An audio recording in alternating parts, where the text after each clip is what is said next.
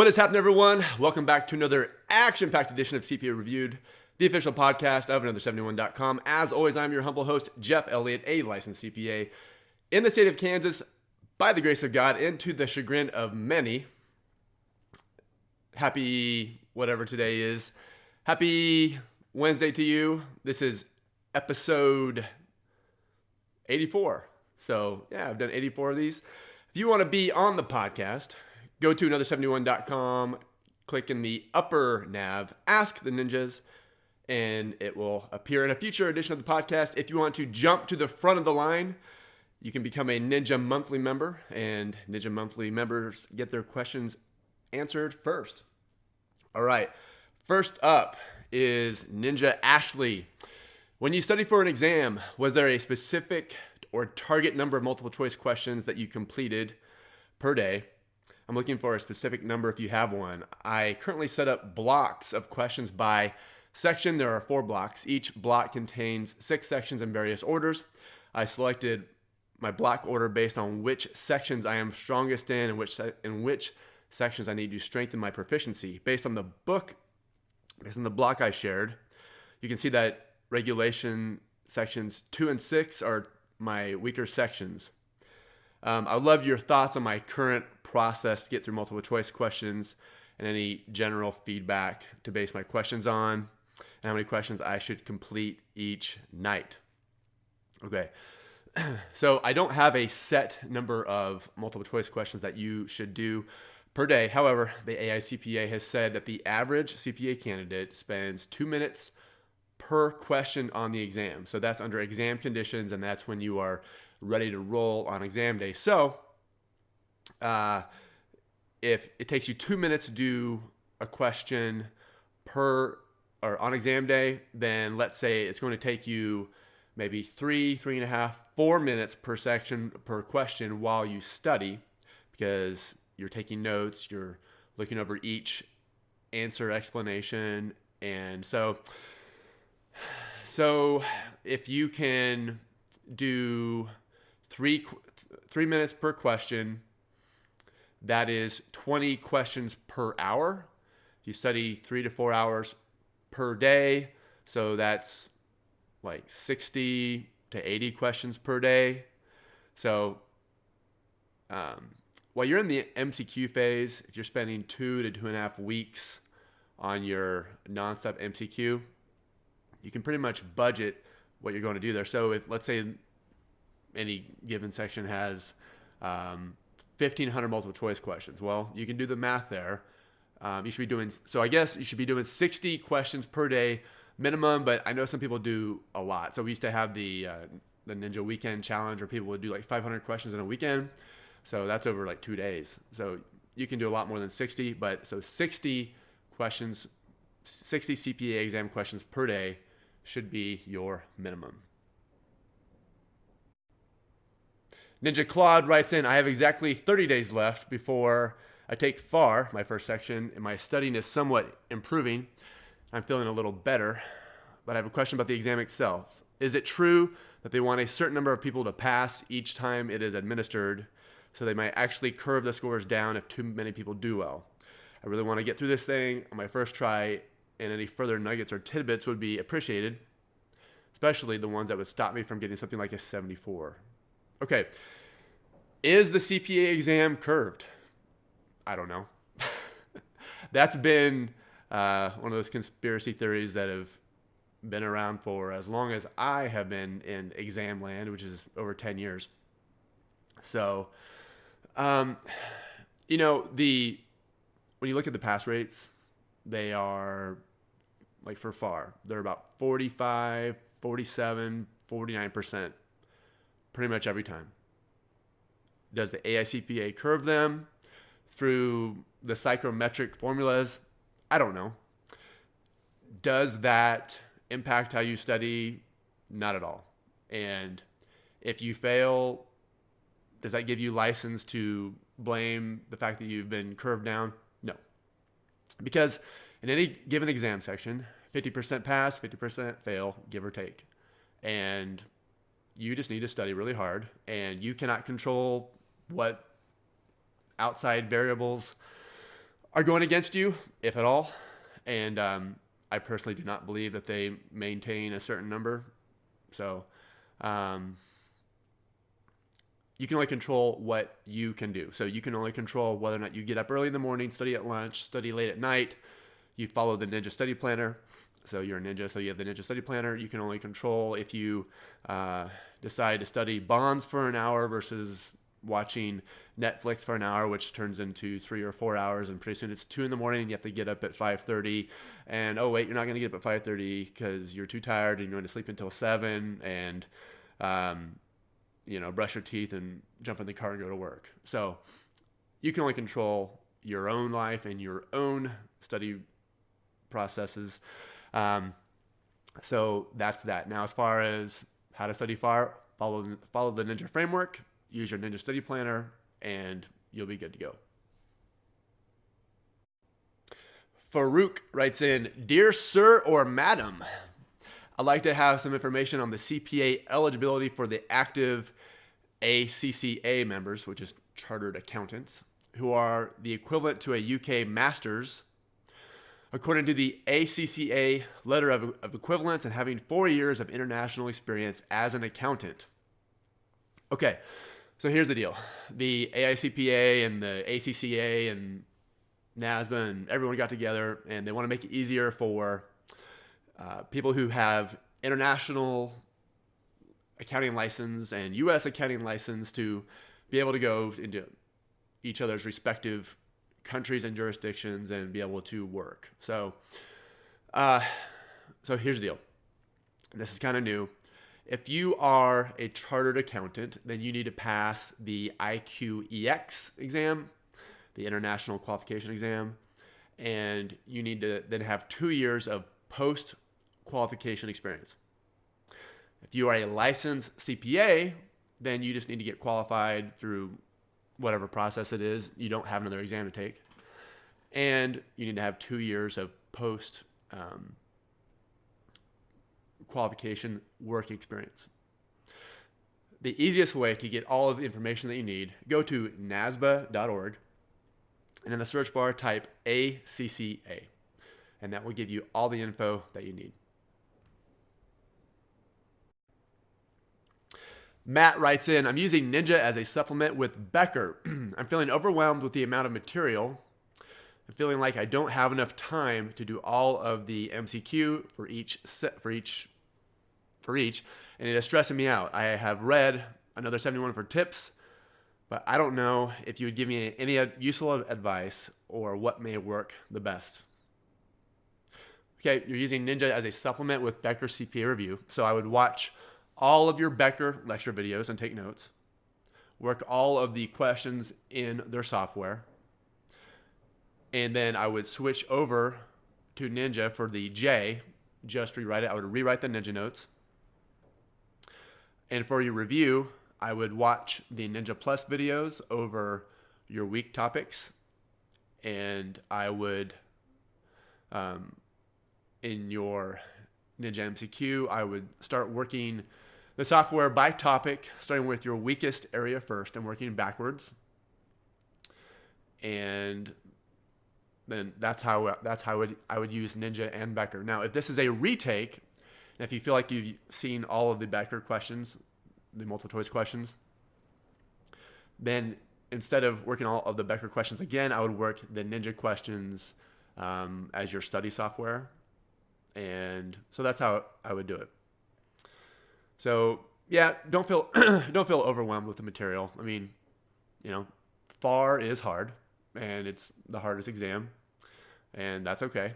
And everyone struggles with it, and it's the beast for a reason. But 50% of the people who walk in and pass it or take it, they pass it. So you'll be fine. Just follow. You're using Ninja, so follow the Ninja framework. Use your Ninja study planner. Get through all of the Becker lecture videos before you work any of the questions in the software. And just follow the Ninja framework, and you'll be just fine. Antiqua writes in, do you think it's possible to pass the FAR exam with the Roger CPA Review cram course only? All right, so I saw this question in my email, and they also asked it in the forum.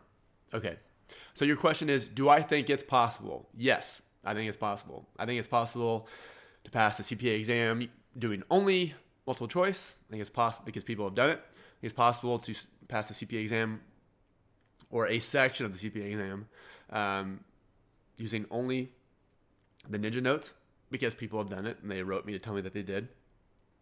And I do think it's possible to pass the FAR exam using only the Roger CPA Review cram course only. Now, I'm probably the only CPA Review course out there who would dare mention a competitor in a podcast. Like, everyone just pretends that everyone else exists, except for their comparison tables on their website where they say how everyone else is horrible. But yeah, Roger, great instructor, great course. And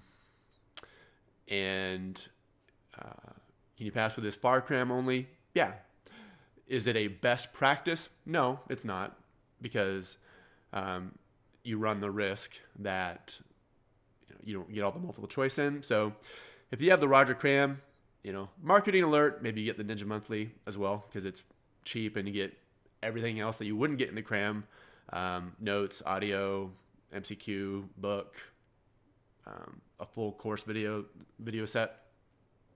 But yeah, you can pass with any course under the sun. You can pass with any combination of materials that are out there, and you can pass with a cram only. It's not a best practice, but just like people pass using outdated materials, it's not a best practice, but you can do it.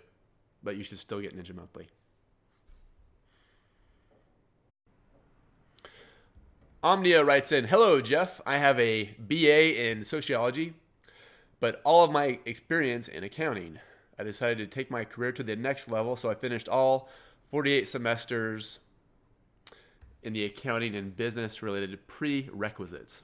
I recently purchased Becker, and I'm planning to start to study for FAR, considering the exam credit expiration, then audit, regulation, and BEC. Do you think this is a good plan? Also, do you think my chances to pass or to understand the FAR material is good since I'm a recent graduate? Last question, if I succeed in passing all 4 sections of the exam and complete the advanced studies and ethics requirements for the license, is the working hours mandatory? I'm not planning to work as an auditor. I'm currently working at a law firm. If so, how can I get the hours? Thank you so much." All right. So, in order, what is the best order to take the exam? Omnia says FAR, audit, reg, and BEC. I agree with that. I'm a big fan of taking FAR first, then audit, because FAR and audit are related, then regulation, and then BEC. BEC is not the easiest exam. I personally think it's the worst. I think BEC is horrible, and many people agree, but it seems to have the highest pass rate. So what do I know? So yes, that is a good plan. And if you're a recent graduate, the average age of a CPA candidate is 29. And so, most people graduate when they're 23 or 24. So they're 5 years out of school. So you might be at a slight advantage, but just because, not that it will impact how much study time you have to put in, but it could impact how easily, if you just took a governmental accounting class and you're studying governmental accounting, like, oh yeah, I remember encumbrances. And whereas someone who's been out of school for 5 years, encumbrance, what's that? So yeah, it will make studying the material a little bit easier, a little bit more efficient, maybe not necessarily effective, but more efficient in your study time. And now, as far as getting the hours for your license, okay, here's the thing. If you are in a position where you're it's impossible for you to get the requisite work hours, experience hours to get your license, don't quit your job to go do that, because you would quit your job to go get the hours to get licensed so that you can get a job that you already have. Okay. A lot of people pass the CPA exam And different states have different weird rules about certificates versus licenses. Sometimes they're one and the same. And so you might get a certificate and that's fine. I mean, if you never get the requisite hours and get licensed, you can't ever hold yourself out as a CPA. You can't ever put it in an email signature. You can only put on a resume that you have successfully passed all 4 sections of the uniform CPA examination, and that's it. But really, unless you are going to be billed out as an auditor or a tax professional, like your employer won't care if you are licensed. They will only see, okay, this person has passed the CPA exam, so they're smart. That's what they'll think anyway. But basically, this person has passed the CPA exam, and so which means they are capable of taking a vast amount of information and scoring high on a test under an exam environment. And that's what that means when you pass the CPA exam. And so if they can do that, then they can do this. And they have a broad accounting base. So that's what they'll think, and that's all they care about. And it doesn't matter if you ever hold yourself out as a CPA, and it will be a feather in your cap in any interview that you go in that you pass the CPA exam. Being licensed is irrelevant, again, unless like you're going to work for a place where that's how they make their money, billing you out. So I think you'll be just fine. Zoe writes in, hello, I found your website by chance. I am a Master's of Accountancy student. I will graduate in May. I have a 3-month-old baby at home and I want to pass the exam ASAP. Would you give me some recommendations? By the way, I bought the Becker system several months ago. Okay. Well, Zoe, you have a lot of things going on in your life. You're about to graduate with a Master's in Accounting. Congratulations to you.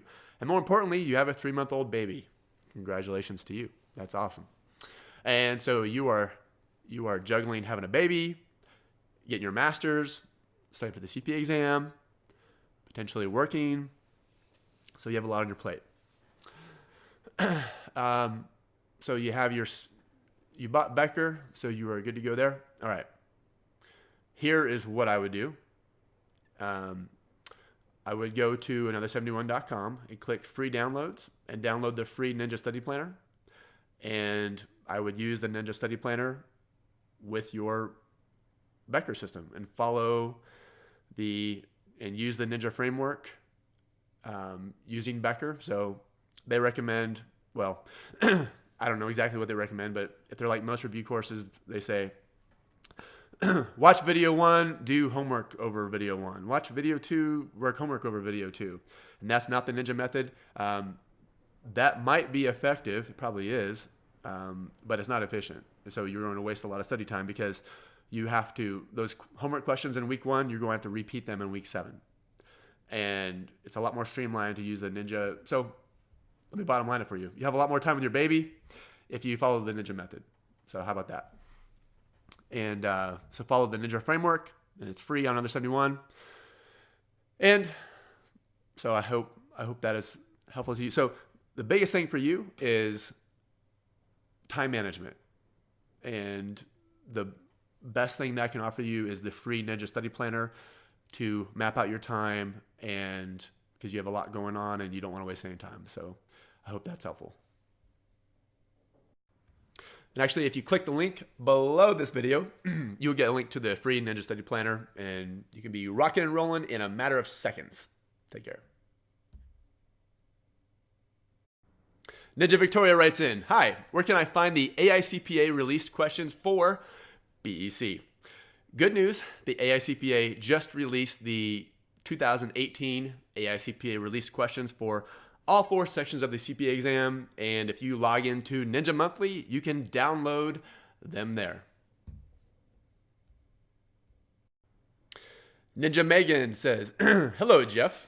I love what you are doing for the CPA exam community, and I love being a member of the dojo. I'm working my way through some of the CPA review material, and I really want to understand some of the overall pictures of these topics. I would love to see something with all of the definitions for all of these acronyms in one place with an explanation of what these bodies do or issue and what takes precedent. For instance, COSO, SAS, GASB, FASB, PCAOB, GAS, etc.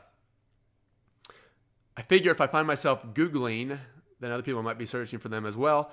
Just a suggestion. Again, thank you for what you are doing. Okay, good news. You can log into Ninja MCQ and you can click tools and you can see the glossary and you can search for all of these things. But here's the bigger question. Should you? And the answer is probably no. So GASB, you know that GASB, or you can probably ascertain that GASB is governmental accounting. What else do you need to know about it for CPA exam purposes? COSO, you need to know what the material is about COSO, but do you need to know exactly what they are and started by the Treadway Commission and all that stuff? Probably not. And so don't get distracted searching out terms. Just get to the concept as quickly as possible. Get to the multiple choice. Take notes. Rewrite your notes. Study. Follow your plan. Get in there and take your exam. Don't get distracted by, hey, what exactly is the PCAOB? Okay? Just generally know what it is and move on. And after you pass the exam, you can study all this stuff. You can read every FASB pronouncement. But for now, your goal is to pass the CPA exam and move on with your life. And then later on, when you have a life, if you want to go back and study the PCAOB, you can. Hayu writes in, and I apologize if I butchered your name. Hey, Jeff, I have about 3 weeks out until my first exam ever for BEC. And I'm freaking out on how I should be studying. I purchased the Ninja course for BEC about a week ago. And I also have Becker. However, the Becker videos are too lengthy and note taking is too time consuming. I've written notes the Cornell method way and all of the chapters for Becker already, but I've not had the time to review them because they are too lengthy and I'm horrible at note taking. I have yet to finish even 4 out of 6 of the MCQs that they provided. I want to know what is the best study strategy I can take along with the Ninja MCQs on my upcoming test. I've been using Ninja MCQs to review, and so far everything on the corporate governance I knew pretty well, but all of the other chapters I'm guessing on problems that require a lot of critical thinking and calculations. With so much materials to use, I don't know how to approach a study strategy that should be efficient and effective. What would be the best approach for me to passing BEC within 3 weeks? Okay, if you find yourself getting bogged down taking just crazy notes, because if you're like a typical accountant, you get OCD and everything's got to be perfect. And because when you're doing books and auditing, you have to be professional. So, but on the exam, there's something about good enough, and so you have to be good enough with your note taking. And if you are getting too far into the weeds on your notes, just take notes at a higher level. And if you're horrible at note taking, just punt taking notes and just rewrite the Ninja notes. Okay. And if you're working Ninja MCQ and you're like, I have no idea what I'm doing here, I'm scoring in the 40s, that's okay. So it just means that you have, in theory, you would learn the concepts by reading the Ninja book, or you have Becker, going through the Becker lectures. But, you can only absorb so much material, and you can only spend so much time on the concepts.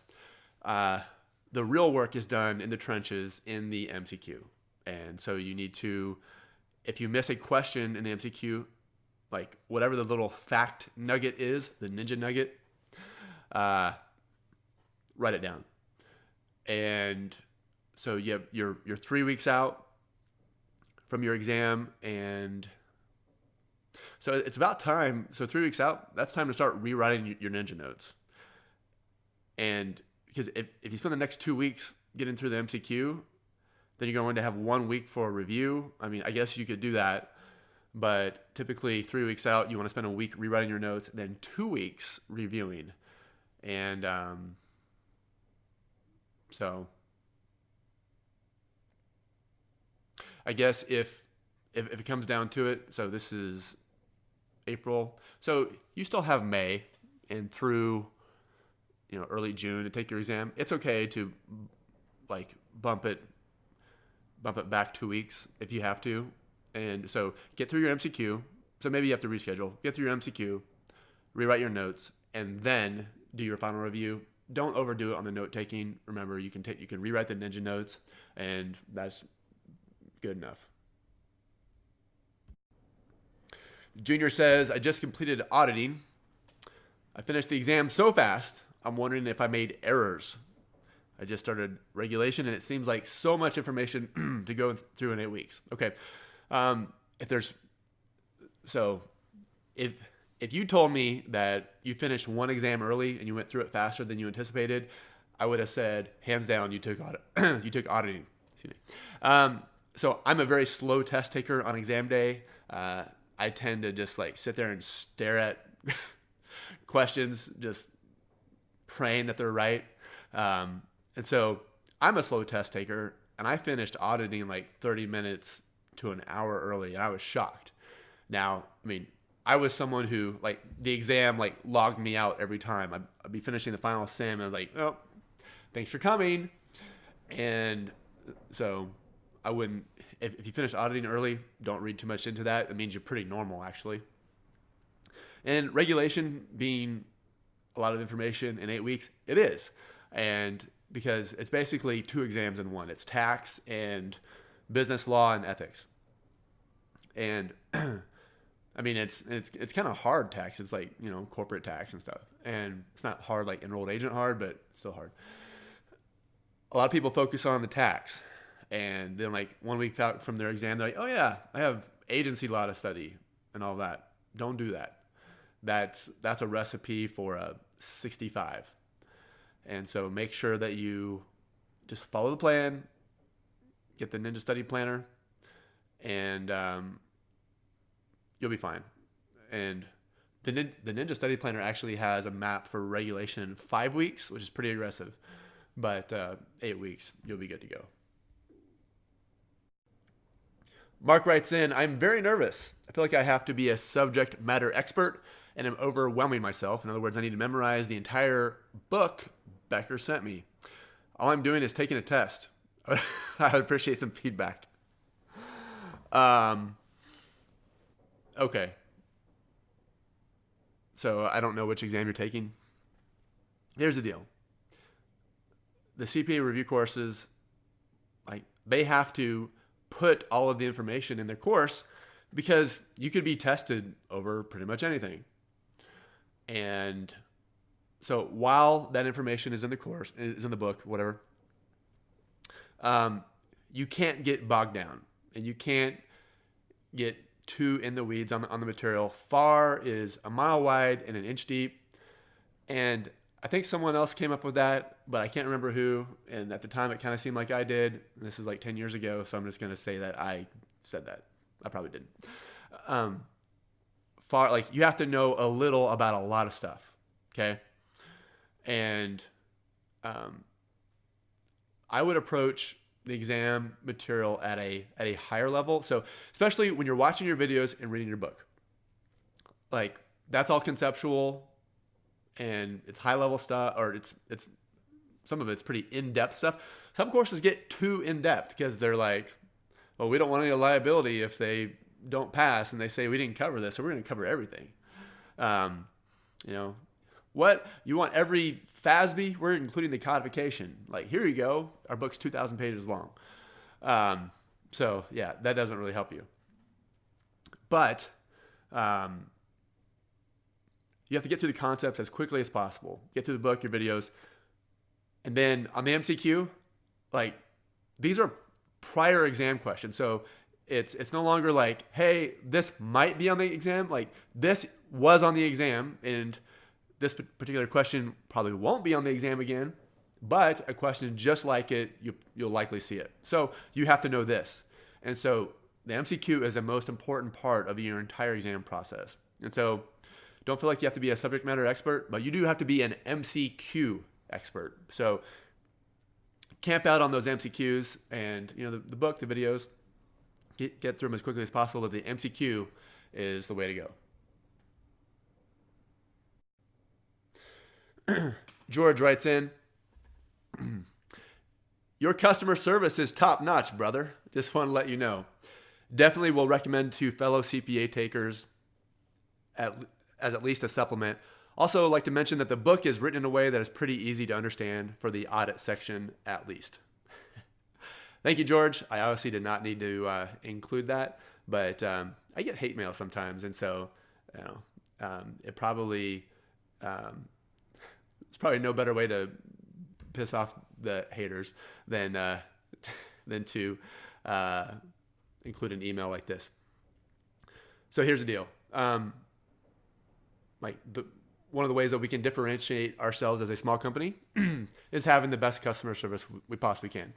We're not perfect. Sometimes we fail, but we answer emails on Saturdays and Sundays, and we do our best. And sometimes we fail miserably, and we apologize and move on. That's what you have to do in any small business. But no other course provider answers questions like this, except for maybe a few like Phil Yeager, who I have a lot of respect for. But you will not see a lot of CP review people answering questions on a regular basis, given other time in podcasts, because this is just another way that I can differentiate myself. And frankly, this is my favorite thing to do with just interacting with people is my favorite thing to do. The technical information, I kind of hate it, but I like doing podcasts. So anyway, thanks, George. Nick writes in, I have purchased Ninja products in the past, Ninja Notes in 2016 and late 2015, Ninja MCQ Access that expired in April 2016. I have since left public accounting without my CPA and I work in industry, but I have reconsidered studying for my CPA once again to further my career advancement. I was 1 point away from being a CPA, but I lost my credits. I recall when I purchased the Ninja Notes that there was free updates to the notes available to past customers. If I want to get back into the CPA, is it permissible to get the 2018 notes for free, or do I have to pay for them now? Not sure how much the policies have changed since I was actively studying, but I really want to get back into studying and not sure what the best approach would be. Any information would be greatly appreciated. Hiya. Yes. So we have switched to the Ninja monthly model, and one of the benefits of that is it's a lot cheaper price point, and if you want updates, you just log in and download them. I mean, if there's an update to download, you don't have to email customer service and wait for it, whatever. And so as long as you're a Ninja monthly member, you get updates. Previously, when we had the 10-point combo and sold the material standalone, we offered free updates until you pass, except for the MCQ, which has a clock. So if you are what I call a legacy Ninja customer, if you need your free updates, email support@another71.com and please include your notice to schedule. The reason why I ask for that is because unfortunately I get people who try to get free updates for their friends after they've passed the CPA exam. But anyway, so send us your notice to schedule and we'll send you free updates for as long as you need them. So support@another71.com. Or you can just join Ninja Monthly and get everything. So you can do it too. Saba says, how far in advance did you study and in what order did you take the exam? I'm planning on finishing them all in 2019, but I have audit and special topics like consolidations and corporate tax. But I feel like I need to be constantly reviewing because I'm forgetting the minutia of the topics. I'm taking the enrolled agent exam, first this summer, so I can start working before I pass the CPA exam.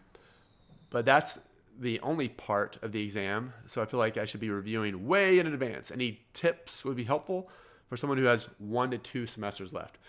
Do not start studying for the CPA exam until you are 8 weeks out from exam day.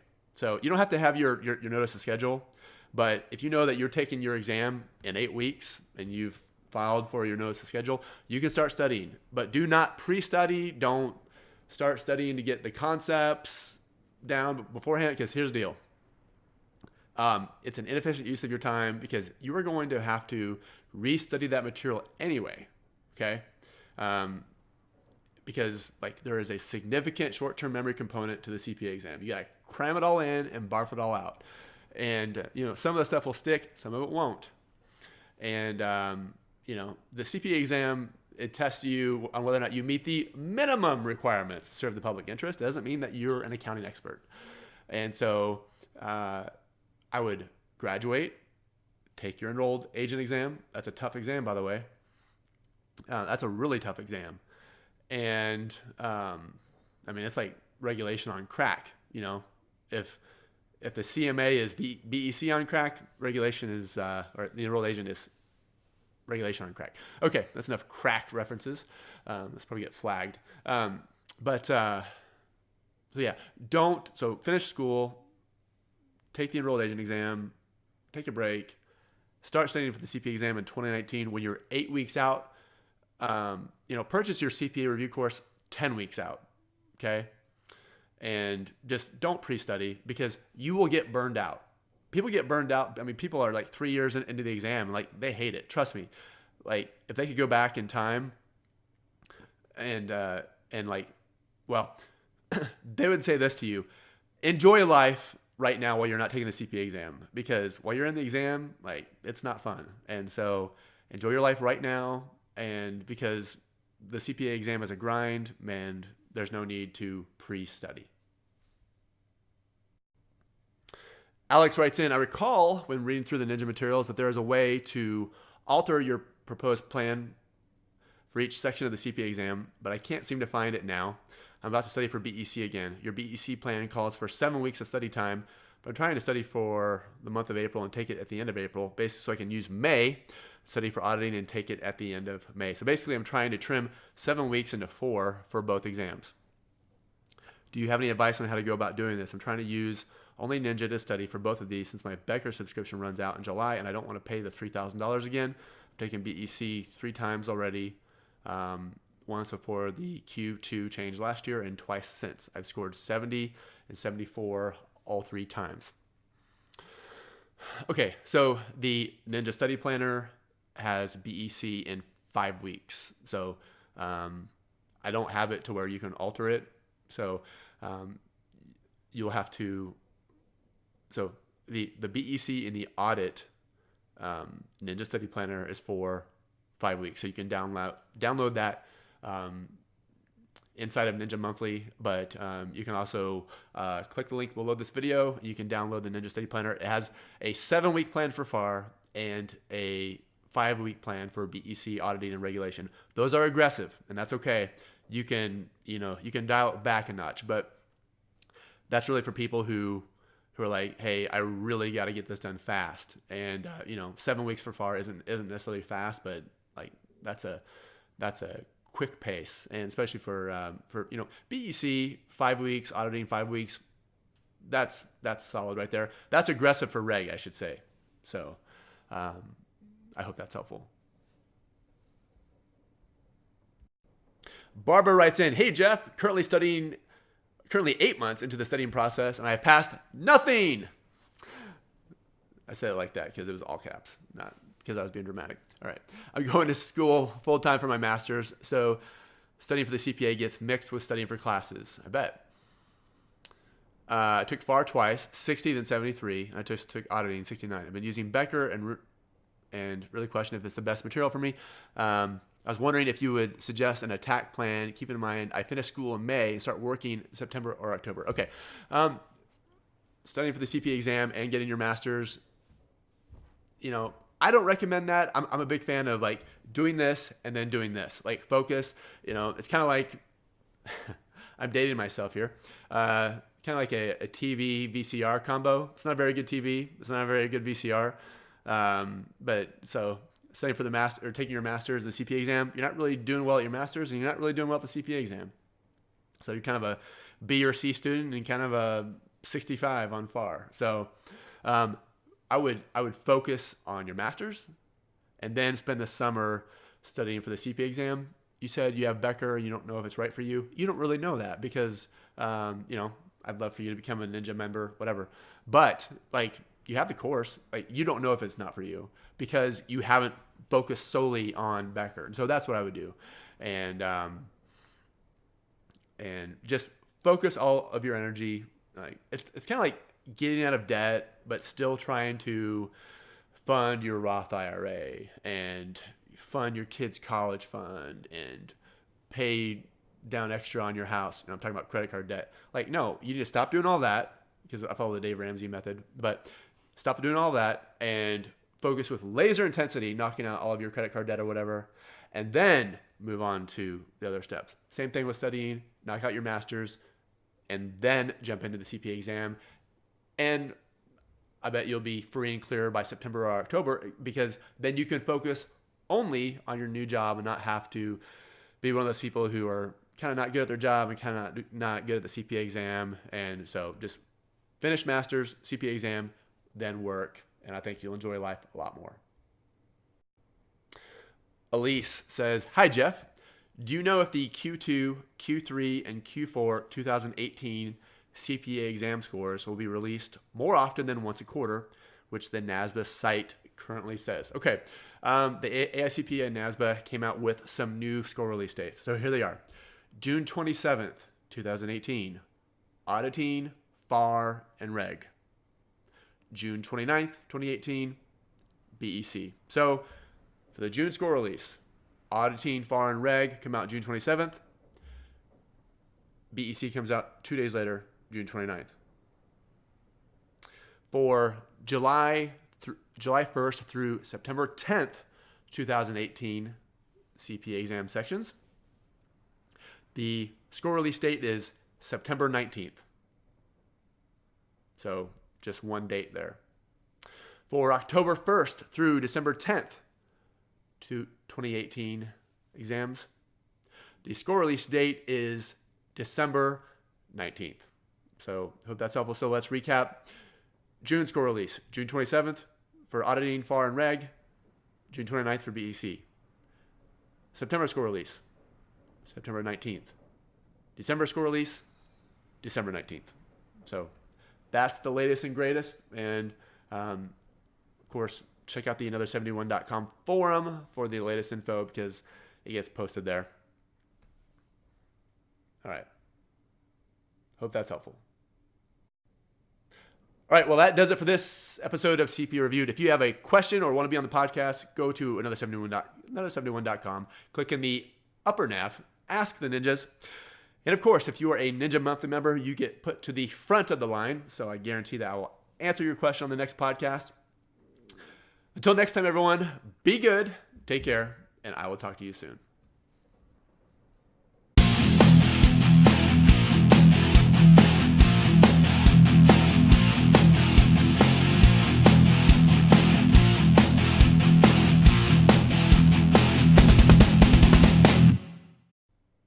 Victoria writes in, "Hi, where can I